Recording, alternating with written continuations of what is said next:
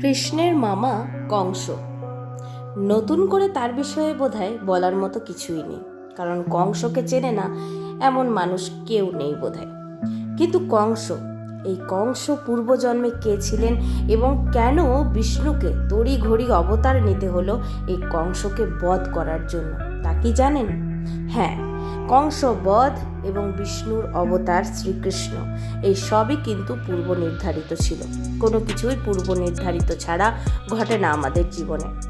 তাই কংসের জন্ম এবং তাকে হত্যা করার জন্য বিষ্ণুর অবতার শ্রীকৃষ্ণের জন্ম, এই সবই কিন্তু আগে থেকেই ঠিক করা ছিল এবং তার রহস্য ছিল পূর্বজন্মের সাথে। কিন্তু জানেন কি, এই কংস পূর্বজন্মে কে ছিল এবং কেন কৃষ্ণ তাকে বধ করলেন দাপর যুগে? এই সমস্ত কিছু জানাবো আজকের ভিডিওতে। নমস্কার বন্ধুরা, গোপাল কথা চ্যানেলের আরও একটি নতুন ভিডিওতে আপনাদের সকলকে জানাই স্বাগত। আজকে জানবো কংস মামার পূর্বজন্মের কিছু কথা।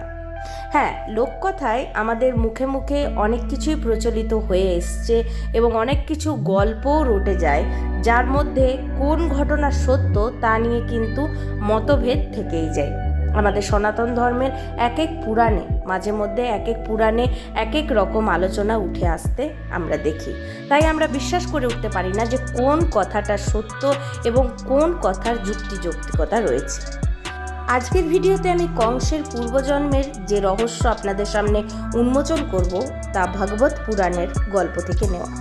হ্যাঁ, ভাগবত পুরাণে উল্লেখ করা হয়েছে যে প্রজাপতি ব্রহ্মার 4 জন মানসপুত্র ছিলেন। এরা হলেন সনক, সদানন্দ, সনাতন এবং সনত কুমার। স্বাভাবিক নিয়মে বয়স বাড়লেও ব্রহ্মার আশীর্বাদে এদের শারীরিক গঠন ছিল ছোটস ভক্ত ও দ্বারপাল জয় এবং বিজয়কে দিয়েছিলেন তিনি। বৈকুণ্ঠের বাইরে প্রহরারত জয় বিজয়ের কাছে এসে বিষ্ণুর সঙ্গে দেখা করার ইচ্ছা প্রকাশ করেছিলেন ওই 4 মানসপুত্র। কিন্তু তাদের শারীরিক গঠনের জন্য তাদের ব্রহ্মার পুত্র বলে চিনতে পারেননি জয় এবং বিজয়। তাদের কাছ থেকে বাধা পেয়ে অত্যন্ত ক্ষুব্ধ হয়ে জয় ও বিজয়কে অভিশাপ দেন ব্রহ্মার ওই মানসপুত্রেরা। এবার থেকে স্বর্গধাম ছেড়ে সাধারণ মানুষের মতো তাদের মর্তে গিয়ে বাস করতে হবে বলে অভিশাপ দেন জয় এবং বিজয়কে, অর্থাৎ তাদেরকে মর্তে অবতরণ হতে হবে এবং জন্ম নিতে হবে।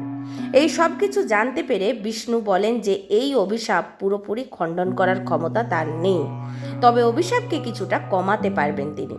বিষ্ণু জয় এবং বিজয়কে বলেন যে তাদের কাছে 2টি পথ আছে। প্রথম পথ অনুযায়ী তারা 7 জন্ম মর্তে জন্মাবেন এবং বিষ্ণু ভক্ত হিসাবে বিশেষ খ্যাতি লাভ করবেন, এবং দ্বিতীয় পথ জয় এবং বিজয়কে 3 বার মর্তে জন্মাতে হবে এবং এই 3 জন্মেই তারা বিষ্ণুর শত্রু হয়ে জন্মাবে এবং বিষ্ণুর অবতারের দ্বারাই নিহত হবেন।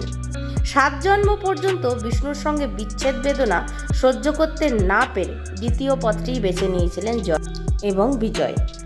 তারা বলেছিলেন যে 7 জন্ম বিষ্ণুর মিত্র হওয়ার থেকে 3 জন্ম বিষ্ণুর শত্রু হওয়া অনেক শ্রেয়। অন্তত তাহলে খুব বেশি দিন তাদেরকে বিষ্ণুকে ছেড়ে থাকতে হবে না।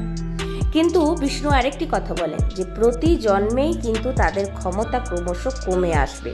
সেই অনুযায়ী প্রথম জন্মে জয় এবং বিজয় জন্মগ্রহণ করেছিলেন সত্যযুগে হিরণ্যকশিপু এবং হিরণ্যক্ষ হিসাবে। প্রথম জন্মে তাদের ক্ষমতা এত বেশি ছিল যে তাদের হত্যা করতে 2 অবতারে আবির্ভূত হতে হয়েছিল শ্রীবিষ্ণুকে। নৃসিংহ অবতার ধারণ করে বিষ্ণু হিরণ্যকশ্যকে বধ করেছিলেন এবং বরাহ অবতার ধারণ করে হিরণ্যক্ষকে বধ করেছিলেন শ্রীবিষ্ণু।